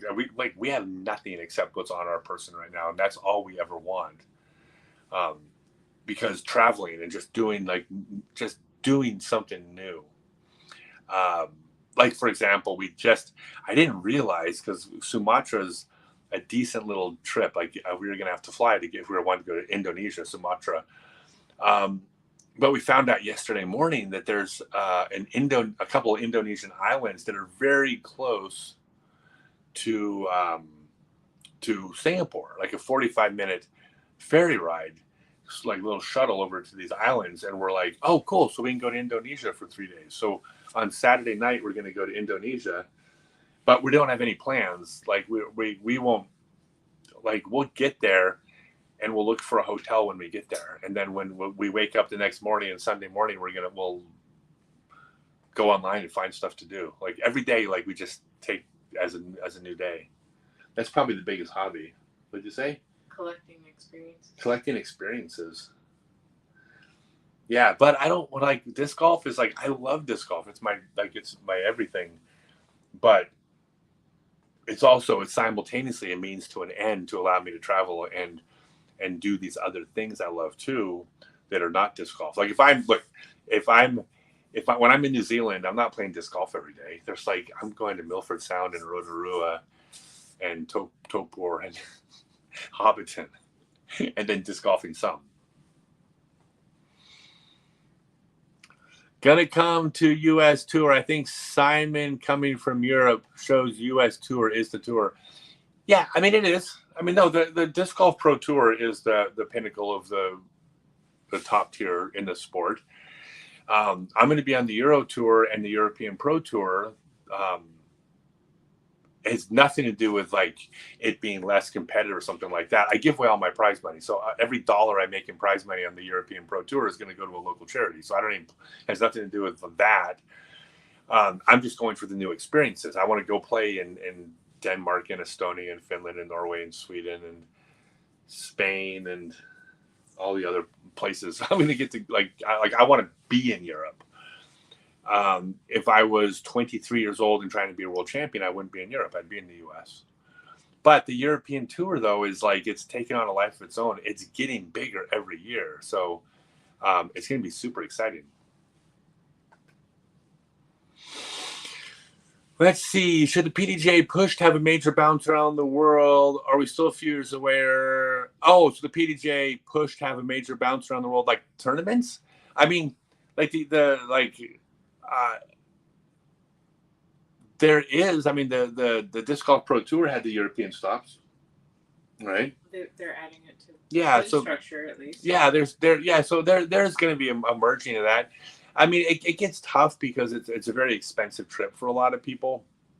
So you run a tournament like the Australian Open, which they tried, and I just don't think a lot of people are going to be able to make that trip. Even right now, a lot of the players on tour who are surviving on tour are just that, they're surviving. And so surviving on tour doesn't really put you in a tier of like taking $3,000 to go to Australia for the week. So that's going to be more limiting. But the European swing is like, I think, is the next year, are they actually Disc Golf Pro Tour events? Yeah, so they're Disc Golf Pro Tour events in Europe. 3, I think.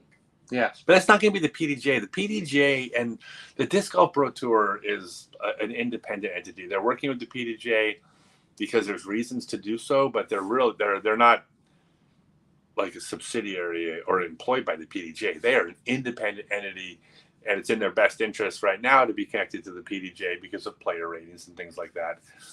But they are not dependent on the PDGA, and the PDGA is not dependent on the Pro Tour to be the PDGA. They're working together. Don't know if it'll always be that way, though. I mean, it may not be. To describe that a little bit more, the PDGA makes rules. It's a governing body. Yeah, they use the PDGA rules as a governing body to oversee the sport. They list all the events on the PDGA website. You got ratings. They calculate money. These are PDGA sanctioned events, but it's its own tour. It's still completely independent, and like if the PDGA and the Disc Golf Pro Tour parted ways, I don't think the Disc Golf Pro Tour is hurt by it. I mean, you can still say we're playing by PDGA rules, and player ratings would kind of go by the wayside to some extent. Well, player ratings eventually for elite players. For elite players. But really, the big benefit there is that player ratings allow you to compare yourself to an elite player. Yeah. Like they don't really. Yeah, it would. I mean, the PDGA. I mean, I like the PDGA being connected to the Disc Golf Pro Tour, but it is not. I mean, they're not dependent. They're not dependent on each other.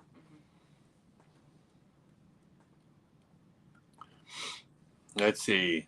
Okay, like tennis instead of football or basketball. Which do you prefer? I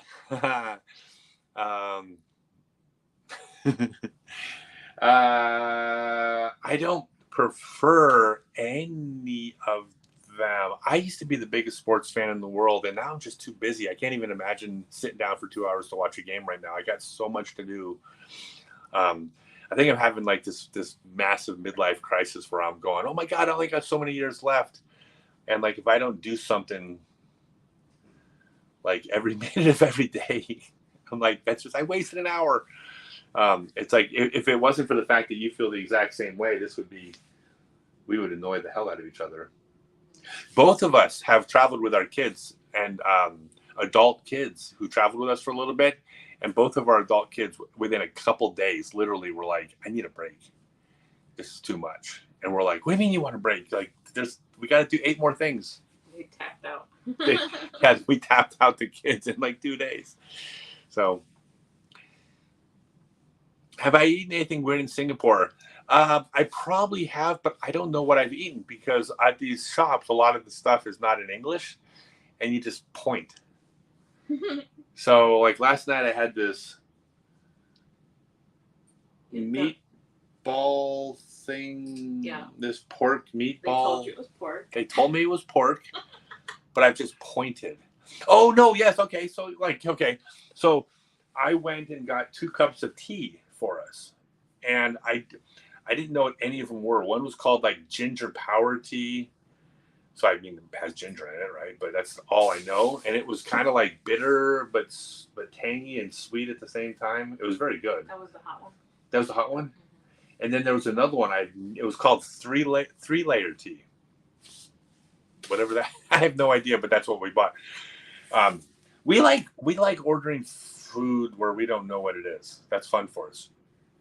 We we went to this Korean restaurant this one time, and it was in Koreatown, so there were no white people in the restaurant, which is always the preferred. If you want to go to ethnic food and you see white people in there, it's probably not ethnic food. It's probably like white person version of. So we went to Korean.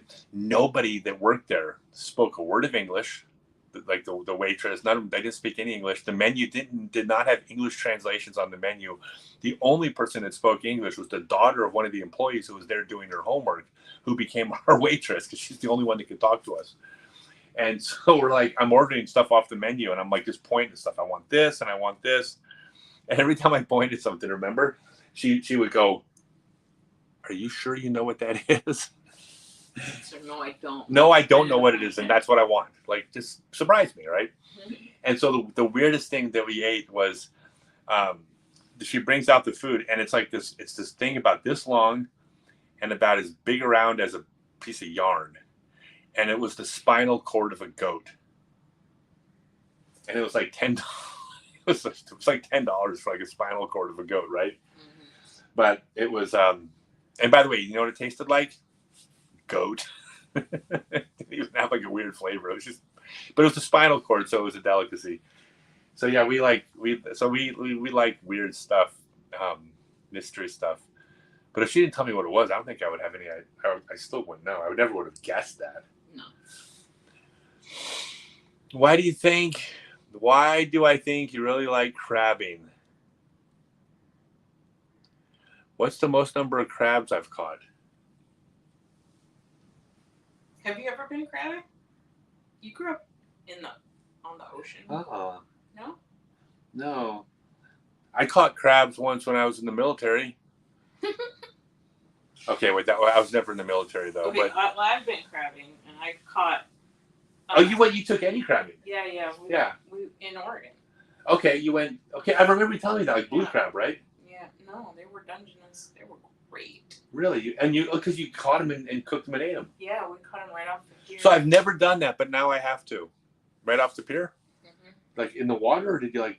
Yeah, in the water. You just hang like a basket with a turkey neck or chicken neck in it, and they just walk right in. They just go in there. So basically, I think we caught 12 that day. So you tricked crab. Yes. And then merged them. We boiled them alive. You boiled them alive. Okay. So no, I have not done crabbing. It was thrilling and delicious. No, I would do it though. Yes. Let's see. Do I have any disc golf related superstitions? No, I have zero superstitions. And I'll tell you what I do though, because I always have to curb this. So I'm very much like I am actually. I no longer have it, but for years I was an honest to God card carrying member of the International Society of Skeptics. I pride myself on being a reality based, rational, logical, human to the best of my ability. And so I don't believe in superstitions. It's silly. But what I've done to make sure, because I'm also human, and humans, because I believe I'm a scientist, I also have to acknowledge that I'm flawed. And so I have to understand that my brain is flawed. So what I do, I purposely will avoid things if they start to feel like they could become superstitions. Okay? Like if I ever realized, hey, the last 3 times I wore this shirt, I had a good round. The minute I recognize that, I will purposely not wear that shirt. Because I don't want to get it in my head, even though I know it's not related. I don't want to plant these ideas that I have to because our brains suck. Our brains are so flawed. All of our brains are flawed to some degree. So I have to curb it by not allowing that to happen. So I make sure that I don't, for example, other thing I do, I don't have any, back when I had a vehicle and had like an abundance of discs with me, I would never get dependent on one disc. I would always every disc I owned was interchangeable with other discs. If I had a really good blue assassin, I had like 3 or 4 of them in my box, and I would just pull one out to use. I didn't want to get stuck on one, because then if I believed that one was special, what if I lose that one? And I can't replace it. If I can't replace my assassin, then mentally I'm going to be distracted when I want to throw that assassin, and I'm throwing a new one, right? So I purposely actually avoid that. Sounds silly, since I don't believe it to begin with, but I think we have to be diligent if we want to be objective and scientists. You have to be diligent in your acknowledgement of the flaws. Mm-hmm. We're terrible judges of ourselves. Like, everyone's vulnerable for confirmation bias, and we're all vulnerable to this. All right. What's in the back of my mind as I reach? Target the flight path, my girlfriend. Oh, my girlfriend, for sure. I'm always thinking about her. No, just kidding. No, no, thinking about your girlfriend, John. What do you think about that, huh? I'm gonna lose him. Isn't he the one I was rude to earlier? Okay, I won't be rude to you again, John. Please don't unfollow me. No,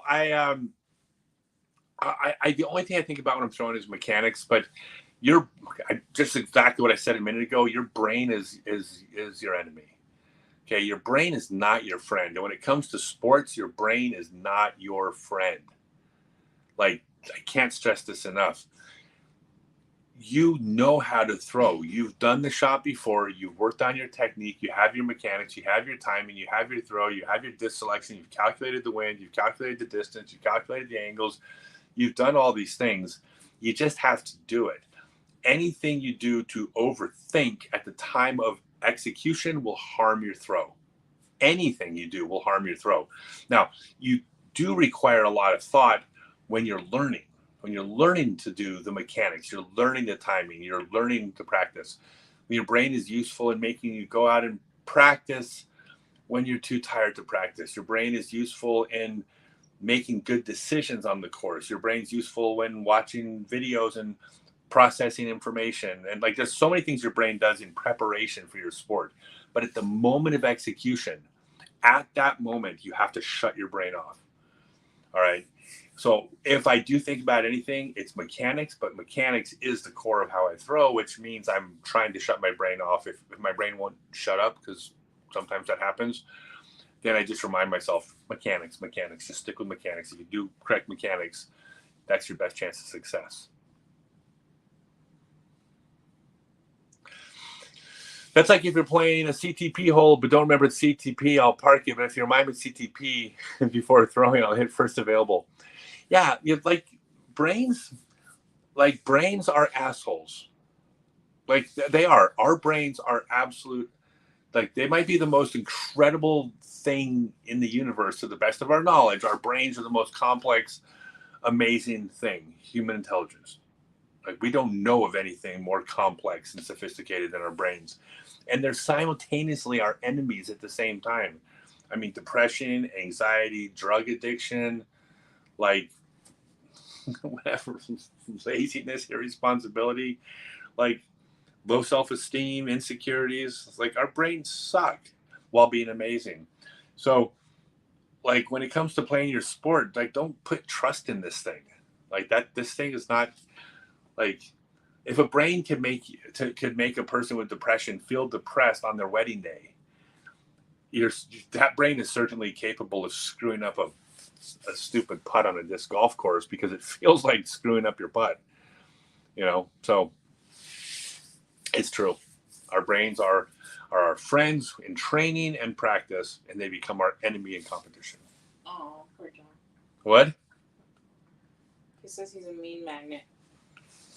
Wait, it's what I'm used to. People like me are like mean magnets. What does that mean? You're being mean to him. Oh, I'm being mean to you? I'm not being mean to you. John, don't leave. I'm not being mean to you. Mean magnets. No, you've helped me more than you know. I appreciate that. I don't do well with people without a sense of humor, because I give shit to everybody, because of, like, Like I pick on my friends. I mean, I don't know. This is because of my age. It's a '70s thing, but my friends, especially my guy friends, they pick on me, and I pick on them, and we rip on each other. That's why we're friends. You know, we're not delicate with each other. I'm not delicate to you, and you're not delicate to me. No way. Like that's no fun. I've threatened to replace her 3 times on this show. Just this show. Just this show. Probably wasn't even during breakfast. No, I probably threatened to leave you twice during breakfast. Yeah. Right? Would you say? Mm-hmm. Yeah. You know, you're gonna have to. You just have to get used to it if you're gonna be with me. Let's see.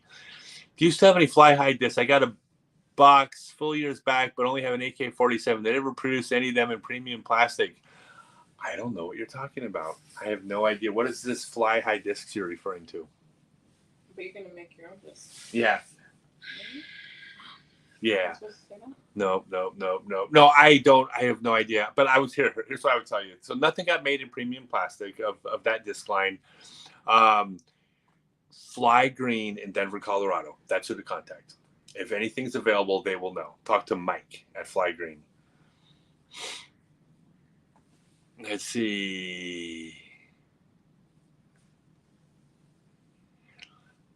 When you introduce new people to sports, should you encourage them to zip in their chains or let them float and maybe figure things out on their own? Like when they're like, okay, so when someone's new, like other than the very basics, I don't like showing people because people don't like being taught and they don't respond well unless they come to you. Which, by the way, they will come to you without using words by simply watching you and emulating you. They're learning from you. But unless it's their first day and you're like, hey, can I give you a couple tips? Because that's kind of acceptable on your first or second day. I never approach people to help them. You know, it's like you don't have to tell someone not to putt hard to chains, because if they miss and they go 30 feet long and miss the comeback putt, they'll figure out pretty quickly that that's not a good strategy. So you don't have to tell them, you know. So I think to a large extent, letting people figure stuff out on their own, and then they figure out they want to get better. It's like go out to a local bowling league. The majority of people at the local bowling league don't want to get better. Like everybody might, if you ask 100 people at bowling league, would you like to be better? Everybody would say yes, but it's like, just watch them. Clearly they don't. They're not emulating professional bowling form. They're not learning. They're not taking lessons. They're not watching videos. They're not trying to learn proper mechanics. So everybody kind of wants to get better, but the vast majority of bowling, they don't care enough to get better. And so what are you like going to help them? They don't care. So I think you just have to let people evolve on their own.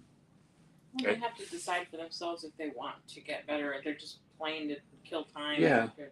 Like there's plenty of stuff like I'm lousy at that I don't ever care. Like if someone said, hey, I got it, like if I was playing Mario on the Nintendo and someone says, hey, I got a tutorial thing here that would make you better at Mario, my answer would be like, I don't care. Like, even though every game I'm trying to do my best, I'm clearly trying to not die, I'm clearly trying to do all these things, but if you ask me to like do anything to involve getting better, I would be like, for Mario. But obviously there's people that are like the speedrunners that will like they'll study game film, right? That's all. Let's see. So what you doing in Asia? No, I am in Singapore, Indonesia. We just added Indonesia to our trip. Malaysia, Thailand, Cambodia, and Vietnam, and then Japan. I'm playing 4 tournaments. I'm doing a bunch of clinics, a bunch of teaching. I'm teaching a bunch of Singapore PE teachers today. Actually, I need to get ready to leave in a minute here. Yeah. Is it almost? Good transition. Yeah, good transition to head out. I got to teach a bunch of teachers about, me and the local club. I'll be teaching a bunch of teachers about disc golf, and so they can introduce disc golf hopefully into their curriculum and make disc golf a part of Singapore culture, because we know what a great sport and how much fun they'll have. But I'm also just seeing the world. Like I'm trying to see as much as I possibly can. Next year it's India and Africa. I just told someone earlier that I was going to be in Medellin next year. I think South America is the year after. So it's actually 2 years to go to South America. But I'm trying to get to see as many places as I possibly can. And make sure disc golf is everywhere. I got to make sure that disc golf is everywhere. We will be the biggest sport in the world. Like, here, I got a lot of different arguments as to why we'll be the biggest sport in the world, but I'll go ahead and make one right now. And you can't even refute this logic. Well, you can. In fact, I would encourage you to refute it if you think I'm wrong, but the logic of this is going to make sense. So the sport of golf, which disc golf offers everything that golf does, right? The sport of golf is probably played literally by 25% of people that can afford it. So the sport of golf, like there's no other sport in the world. Like everybody can afford bowling, but 25% of people don't join a bowling league. 25% of people don't play rec basketball, right? I mean, the percentage of people that play golf is not that high because golf's not accessible to that many people. But among the people that can afford it, the percent that play is like 25%. Well, I think that disc golf has the same basic thing. Like it's just as appealing, if not more so, than ball golf. So why wouldn't 25% of people who disc golf is accessible to play it? Well, it's accessible to everybody. They just haven't been exposed to it yet. But I think based on the numbers, because we've basically caught ball golf in terms of number of just players in the U.S. and we're growing so fast. We're going to be we're going to be much larger participation-wise than ball golf soon here. But really, percentage-wise, we're probably going to have the same percentage of disc golfers relative to the population as ball golf does relative to the population of people who can afford ball golf. I think the percentage is probably going to be like 25%. Well, if that's the case,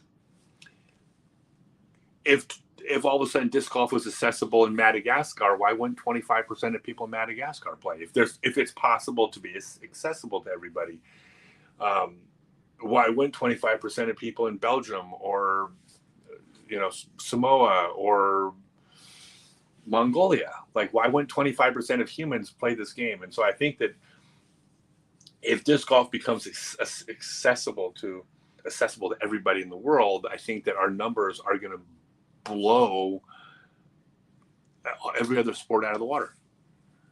Because percentage-wise, we have the highest percentage of people that try it and like it of any sport, and they keep playing it. I can't think of any sport. If you introduce a sport to 100 players, every sport in the world to 100 players, I would argue that disc golf would have the highest percentage of people that go, that's cool, I want to keep doing that, of any sport in the world. So we just got to reach everybody, and we're going to take over. Okay, last one. Last one, and then I'm out of here. I got to get ready to go to teach disc golf in Singapore. It's crazy. Let's see. Where do you draw the line when you know you aren't throwing good shots, but you know you need to practice? Well, in regards to putting as well, you're not throwing good. Well, it's not an either or. You're always practicing and playing.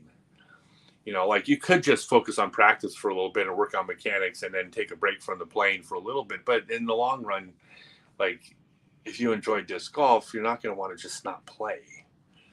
Right? I mean, that's the thing. So if I said to you, well, you should not play for a year and work on mechanics, well, you tell me to go blow. Like, no, I don't want to not play this thing I enjoy for a year.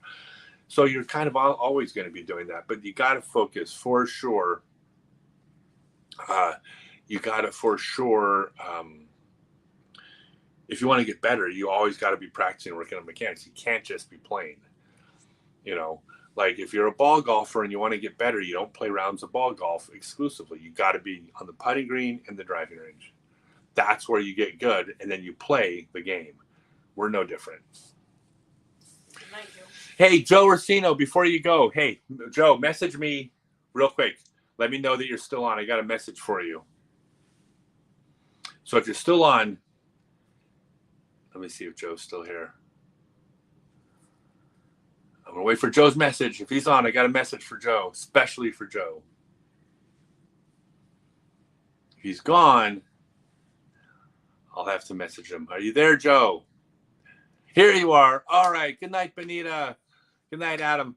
Joe, I want to do, two things I wanted to ask you, and I was just going to message you, but as long as I got you here, I want to do an interview with you. And I also wanted to tell you that I want you on the Christmas show next year. because I want to do a feature with you for my first coach, which I probably could have done a while ago. So I wanted to have you on, but I couldn't figure out, like, I just knew there was going to be the right way to present it. And I didn't know how to do that. And then I realized what could be cooler than like showing everybody my first coach as I'm coaching all these players, right? And you were absolutely my first coach. You taught me more than anybody. So I want you on there, but then I want you on the Christmas show next year if you would like to be on as well as a special guest, my first disc golf coach. But I hope you're up for it. If so, I'll set up a time with you and we'll do that. So you don't have to answer on here. Wouldn't that be funny if you said no and told me to go to hell? Like, no, I'm not going to be on your show. Why would I do that? We'll talk soon. He says we'll talk soon. Oh my God, he's going to negotiate for money. He wants more money. I'm not talking to your agent, Joe. And the Berg. I'll get it now. You can get it off my website, scottstokely.net. All right, everybody. Love everybody. And we will see everybody really soon. All right, cool. See y'all.